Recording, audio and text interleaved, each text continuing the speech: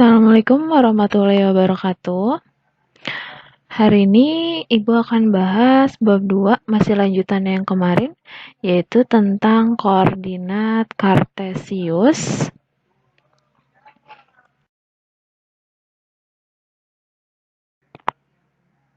Oke, kita lanjut. Yaitu yang pertama adalah posisi titik terhadap titik asal, yaitu 0,0, dan titik tertentu yaitu A, B. Syaratnya yaitu sumbu X.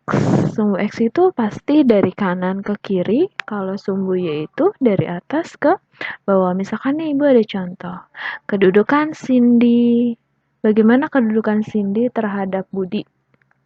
Yaitu kita fokusnya adalah dari Budinya terlebih dahulu. Kita lihat dari yang paling belakangnya terlebih dahulu. Cindy terhadap Budi, berarti kita mulai dari si Budinya.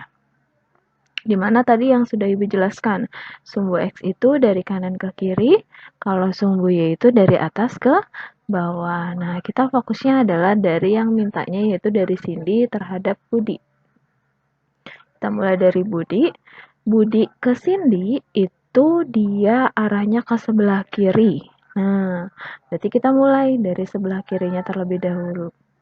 Yaitu 1, 2, 3, 4, 5, 6, 7. Nah, terus kita lanjut ke atas. Ke atas kita mulai dari hitungan 1, 2, 3, 4, 5. Jadi kesimpulannya, bagaimana kedudukan Cindy terhadap Budi yaitu 7 satuan ke kiri dan 5 satuan ke atas. Misalkan Ibu ada contoh lagi nih. Bagaimana kedudukan Andi terhadap sekolah? Nah, berarti kita mulai dari yang belakangnya, yaitu sekolah. Sekolah itu sebagai titik pusatnya kita. Nah, kita mulai yaitu dari kanan langsung ke atas kan ya. Posisinya adalah sekolah itu ada yang paling bawah ini. Nah, terus kita hitung 1, 2, 3, 4. Nah, terus ke kanan 1, 2, 3. Nah, jadi kesimpulannya dia ada 4 satuan ke kanan, terus lanjut dan 3 satuan ke atas.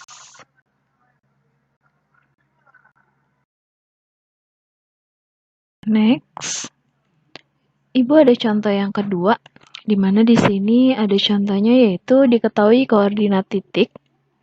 Yang A yaitu min 4,2, B itu adalah min 4,5, C-nya adalah 2,2, dan D-nya adalah 2,5. Yang ditanyakan adalah tentukan yang A, bangun apakah yang terbentuk. Terus yang B yang ditanyakan adalah luas ABCD.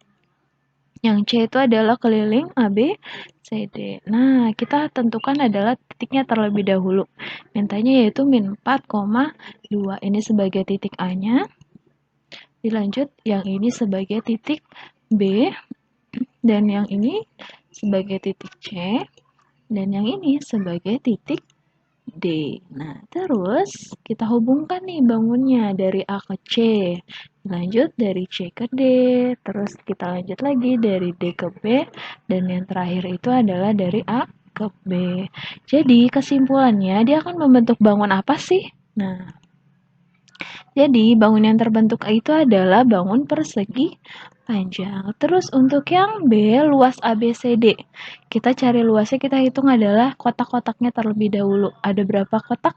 1, 2, 3, 4, 5, 6. Nah, terus arahnya ke atas. 1, 2, 3. Jadi kesimpulannya, luas persegi panjang itu adalah panjang dikali lebar. Panjangnya itu adalah 6 satuan. Terus lebarnya atau tingginya itu adalah 3 satuan. Jadi 6 kali 3 itu hasilnya adalah 18. Atau kalau kalian bingung, kita hitung di dalam kotaknya. Itu pasti ada 18. Dilanjut, yaitu yang C itu adalah keliling ABCD. Untuk mencari keliling, berarti rumusnya adalah 2 dikali luas persegi panjang atau 2 kali panjang kali lebar. Di mana tadi kita sudah hitung tuh, luas persegi panjang itu adalah 18. Jadi tinggal kita kalikan 2, yaitu 2 dikali 18 itu hasilnya adalah 36 satuan.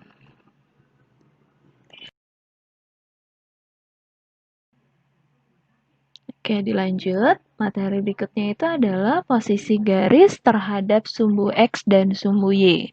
Nah, di sini ada 3, yaitu yang pertama ada sejajar, yang kedua itu adalah tegak lurus, yang ketiga itu adalah berpotongan. Ibu kasih contoh nih, di sini kita materi yang pertama itu adalah sejajar terhadap sumbu X. Nah, di sini ada titik, yaitu titik L1, L2, H1, dan H2. Kita fokuskan terhadap sumbu X. Nah, ingat, dia ada di depan sumbu X-nya.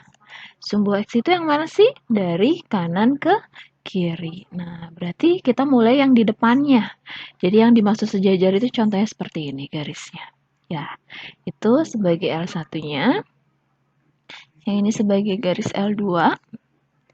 Yang ini sebagai garis H1, yang terakhir itu sebagai H2. Jadi kesimpulannya sejajar itu ada di depan sumbu X-nya, di depannya. Sama aja sama kayak seperti sama dengan bentuknya. Kita lanjut. Di sini materi kedua itu adalah sejajar terhadap sumbu Y. Kalau tadi sejajar terhadap sumbu X, dia ada di depan sumbu X. Kalau di sini mintanya adalah sumbu Y. Berarti yang harus kalian ingat adalah dia ada di depan sumbu Y. Sumbu Y itu yang mana?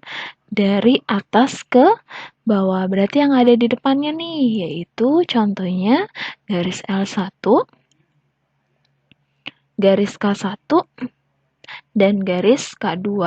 Pokoknya yang difokuskan adalah di depan sumbu Y-nya. Kita lanjut. Tegak lurus terhadap sumbu X. Di mana yang harus kita ingat itu adalah dia memotong atau tegak lurus di depan sumbu X-nya dan membentuk sudut 90 derajat terhadap sumbu X. Nah, kita fokusnya dari sumbu X yang mana sih? Nah, yang sudah Ibu bentuk nih, dia warnanya biru. Dari kanan ke kiri. Tegak lurus, Ibu kasih contoh. Nah, ini garisnya, yaitu garis M3.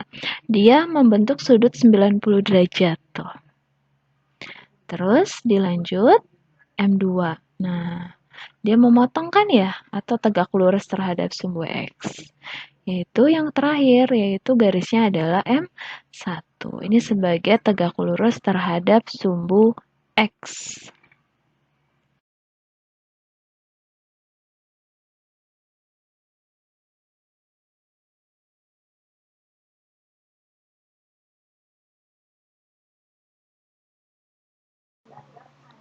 Oke, dilanjut. Materi berikutnya itu adalah tegak lurus terhadap sumbu Y. Nah, yang kita harus ingat, itu dia harus memotong atau tegak lurus di sumbu Y. Dan membentuk sudutnya adalah 90 derajat terhadap sumbu Y. Ini sumbu Y-nya. Nah, untuk memotongnya seperti ini gambarnya. Nah, ini sebagai garis Q1. Yang ini Q2. Dan yang ini adalah Q3. Lanjut.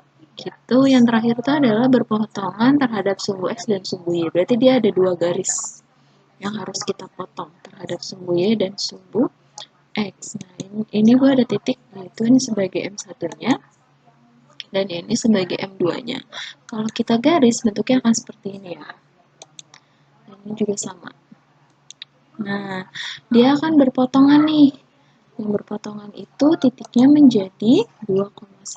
Jadi kesimpulannya, garis yang memotong sumbu X dan sumbu Y itu adalah garis M1 dan M2. Dan memotong di titik 2,1.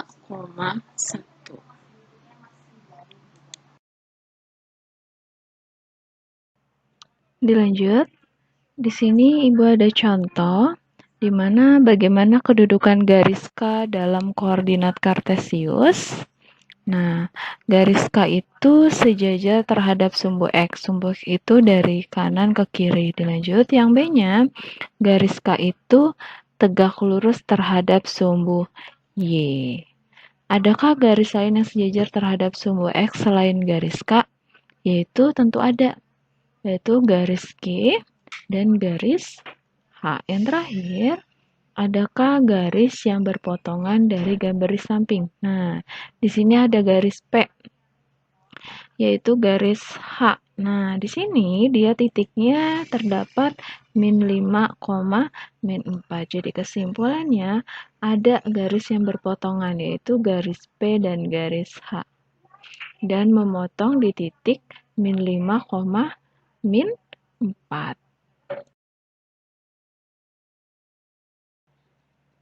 Oke, untuk pertemuan kita hari ini sudah cukup. Ibu akhiri, wassalamualaikum warahmatullahi wabarakatuh.